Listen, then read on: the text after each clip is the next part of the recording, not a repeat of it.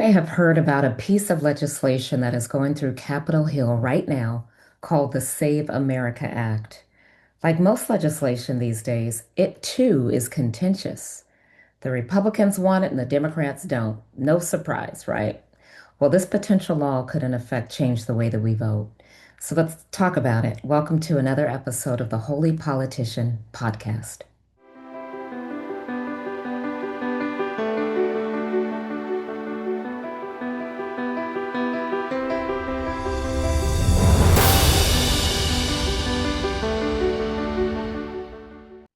So here is the White House press secretary highlighting the Save America Act. Take a quick look.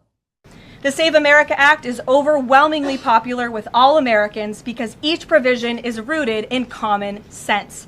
The Save America Act has 5 simple requirements as requested by the President of the United States. Number 1, voters have to show ID to cast a ballot in an American election. Very simple. 90% of Americans, including more than 80% of Democrat voters, agree with this. Number 2, the Save America Act will require all voters to show proof of citizenship in order to register to vote in American elections. Again, this is popular and rooted in common sense. Only American citizens have the right to vote in American elections.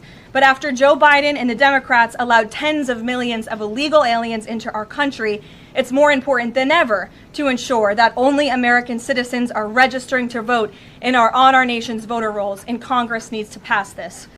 So there you have it. The Save America Act, or the Safeguard American Voter Eligibility Act, is basically a multi-pronged piece of legislation that will not only, quote, save America from illegal votes or fraudulent votes that are cast, but it will also just make the whole voting process a little bit more complicated. So let me lay out some of the key provisions for you so that it's clear.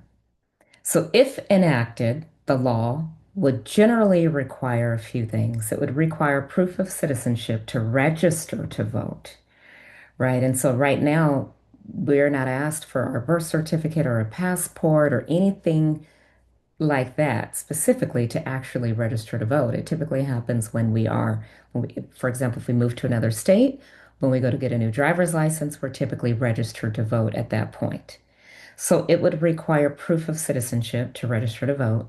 It would require photo identification when voting. For any federal election, whether it's a presidential election, a midterm election, it will require you to show proof of ID.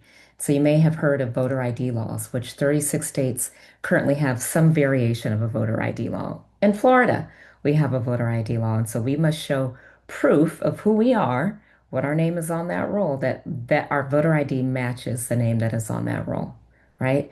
It also would require states to have just stronger ways to maintain voter rolls, that they verify citizenship and that they remove people that are not citizens from any voter registration lists if they happen to be on them. And so, in a nutshell, that's what this law would require. Now, why do Republicans support it? Well, if you've watched the news at any point in time lately, you will notice that most Republicans feel that there has been a flood of illegal immigration, and they are not ashamed to talk about it. So they want to make sure that only United States citizens are voting in any election, whether it's a midterm election, a federal election, local, state, only citizens should be voting, right? And I think most Democrats probably would agree with that. But this is one of the main issues that Republicans are harping on. But they also want to strengthen election integrity, they say, and public confidence in voting. Democrats are saying that non-citizen voting is already illegal because it is, and it is extremely rare. According to data collected at the federal level, less than 0.05% of voter verification cases returned as non-citizens.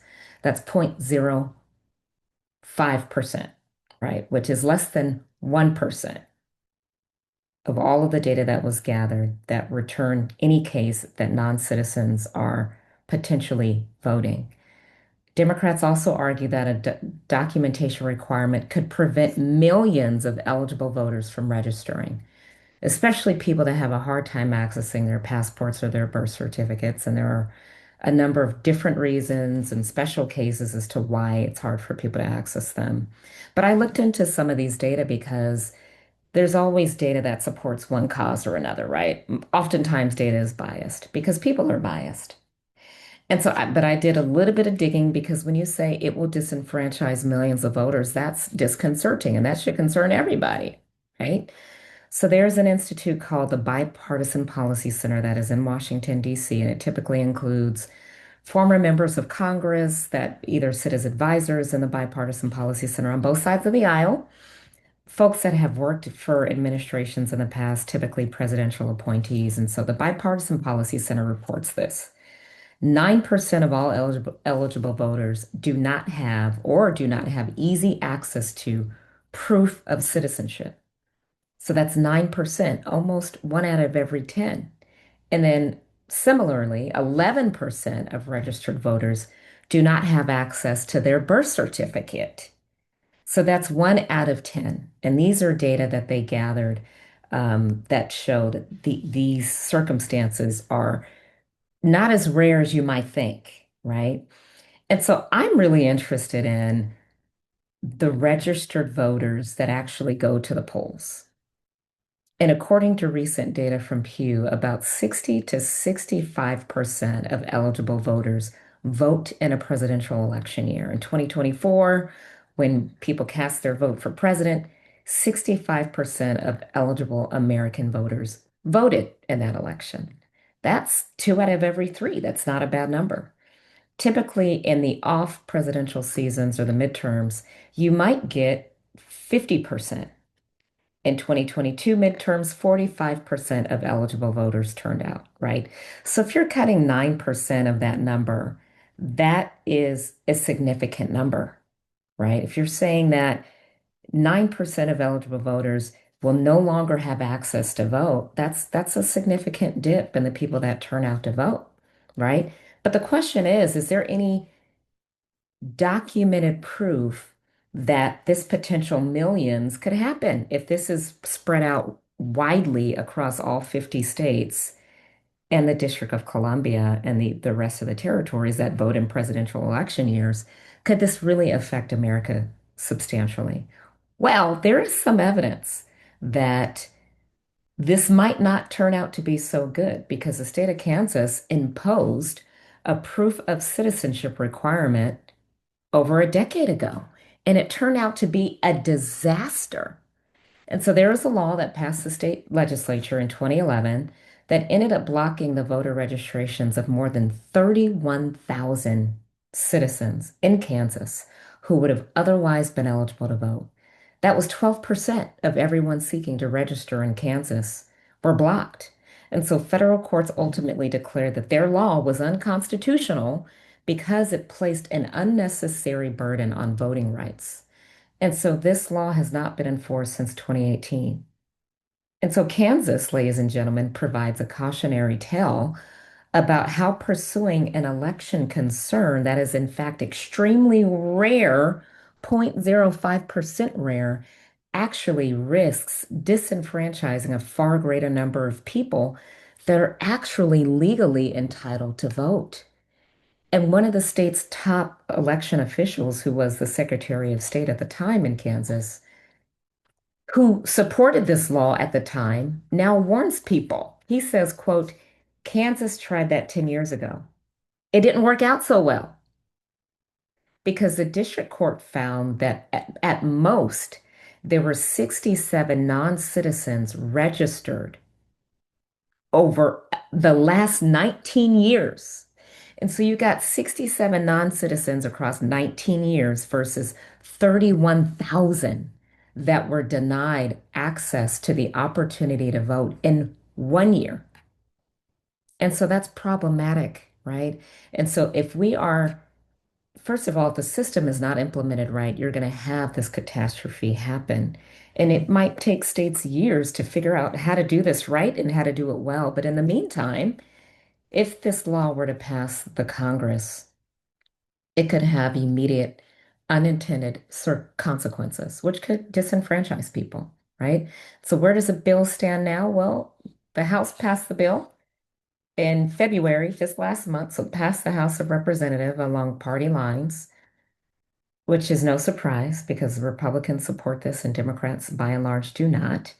It still faces uncertain prospects in the Senate because the Senate, even though it is majority Republican, it does not have a full, basically, there is not a full majority because of a filibuster. So they have a majority, a simple majority, which is 51 or more, because there are how many senators? 100 senators. And so right now, there are 53 Republicans. So they have a simple majority. But in the US Senate, most legislation cannot pass with just a simple majority because there is something called a filibuster rule. And a bill needs 60 votes in order to get to move on to actually be voted on. You must have 60 senators that agree to end debate on any particular bill, right? This bill in particular.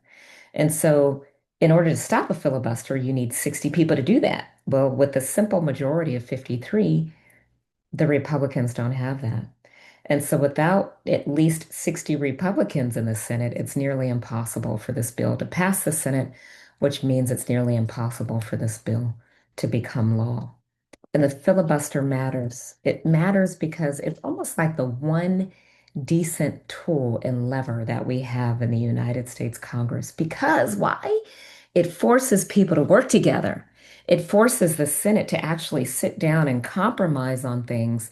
Because if you have 53 Republicans and 47 Democrats, then they're going to have to meet in the middle if they need to get to 60, right? And so the filibuster matters. Whenever you hear somebody saying that they need to go the nuclear option, which is eliminating a filibuster, you don't want that to happen because then there's essentially no rules. And when the Republicans are in the majority, they can do whatever they want. When the Democrats are in the majority, they can do whatever they want. And we don't have any means of meaningful, kind of mindful legislation anymore because one party just sets all the rules and sets the standard. And so we need to continue to pray for our Congress that they don't choose the nuclear option, get rid of the filibuster, but also that people actually truly comb through these data meaningfully to see what some of the unintended consequences are. We know for many minority communities that have been disenfranchised historically that this causes concern and it raises a red flag for many of them. This doesn't mean, though, that potentially illegal immigration could get out of control and people end up on these rolls. So we need to be able to meet in the middle and find compromise and make sensible decisions in our United States Congress. This was a little kind of policy wonky, if you will, but hopefully you learned something new. I appreciate you watching another episode of the Holy Politician podcast. God bless you. Until next time.